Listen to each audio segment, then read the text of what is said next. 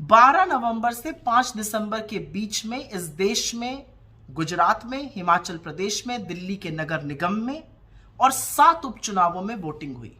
Voting के नतीजे आने के बाद एक बात तो साफ है कि चुनाव के पहले भारतीय जनता पार्टी की सत्ता दिल्ली के एमसीडी पर थी, गुजरात में थी और हिमाचल में थी। भारतीय जनता पार्टी हिमाचल हार गई, दिल्ली नगर निगम हार गई, 7 उपचुनावों में से 5 उपचुनाव हार गई और एक गुजरात जरूर जीता। तो हार और जीत का जो रेशियो है वो 3:1 का है। हारी है उपचुनाव हिमाचल और दिल्ली एमसीडी, जीती है गुजरात। गुजरात की प्रचंड जीत है, बिल्कुल प्रचंड जीत है, उसकी बधाई देते हैं। लेकिन क्योंकि गुजरात की जीत का सेहरा मोदी जी के सिर पर बांधा जा रहा है, तो यह भी बोला जाएगा कि गुजरात में चुनाव जीतने के बावजूद भी स्थिति जस की तस है।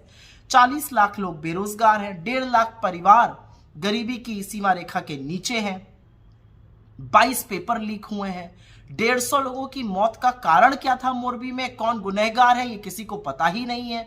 महंगाई से लोग जूझ रहे हैं, बेरोजगारी से लोग जूझ रहे हैं, वो स्थिति जस की तस बनी हुई है। पर क्योंकि सेहरा मोदी जी को बांधा जा रहा है, ये सवाल पूछे जाएंगे। खैर, अब आते हैं हिमाचल पर। देवभूमि की देवतुल्य जनता ने हमको अपना आशीर्वाद दिया है, 40 सीटों से बढ़िया बहुमत हासिल किया है। भाजपा की सिर्फ 18 सीटें ही नहीं कम हुई हैं, 6% वोट में भी गिरावट आई है।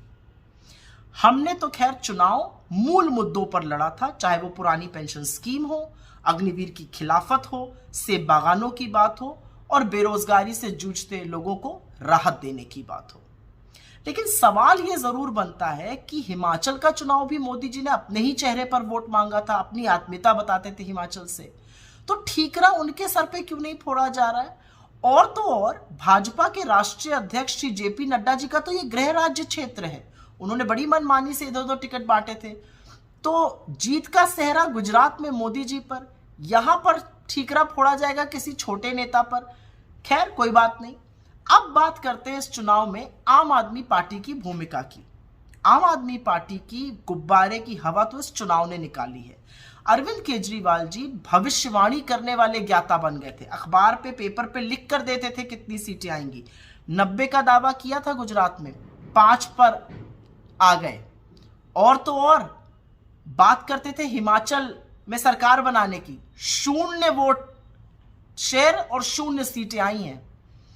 तो कोई पूछे अरविंद केजरीवाल जी से, आपने पहाड़ से पलायन क्यों किया और आप क्या सोच के गुजरात लड़ने गए थे?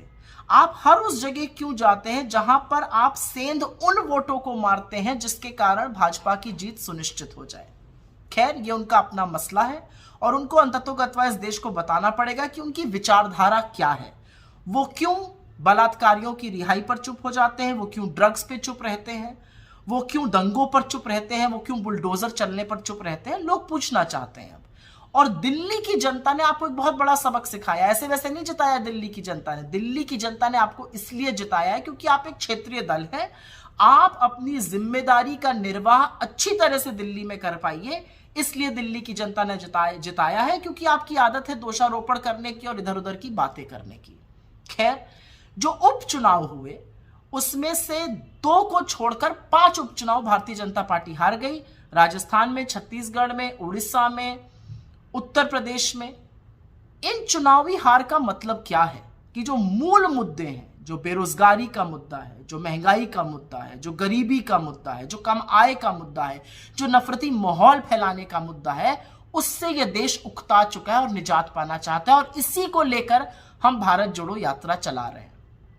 तो मुझे तो उपचुनावों के परिणाम में बहुत शुभ संकेत नजर आता है।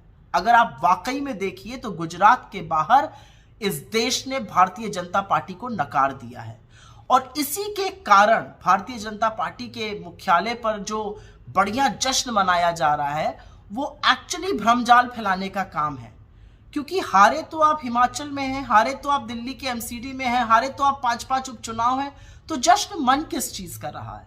खैर, ये उनका मतलब है, ये उनकी बात है, वो जैसा चाहे करे। हम तो जिस जनता ने हमें हिमाचल में जिताया उसका अभिवादन करते हैं और गुजरात की जनता को ये विश्वास दिलाते हैं कि एक नई परिकल्पना से, एक नई सोच से, एक नए तरीके से आपसे फिर से जुड़ेंगे। आपका विश्वास जब तक हासिल ना कर लें दोगुनी मेहनत करेंगे और आपका विश्वास हासिल करके ही रहेंगे। बहुत बहुत धन्यवाद।